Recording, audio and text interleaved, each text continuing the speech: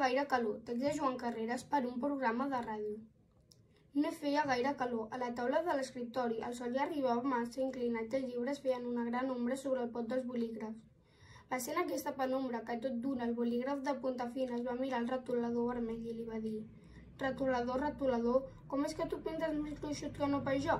El retolador no va contestar perquè de petit li havien ensenyat que els retoladors no parlaven amb un simple bolígraf de punta fina, encara que sigui la penombra. Però el bolígraf va insistir: «Retolador, retolador, que saps si per ventura algun dia podré pintar gruixut com tu?» I el retolador altra vegada no va respondre.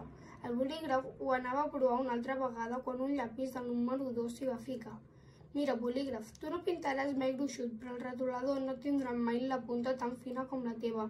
Conforma't de ser un bolígraf, perquè així és com has vingut a aquest escriptori». Aquestes paraules no van consolar el bolígraf, però ja no va tornar a dirigir mai més la paraula al retolador vermell.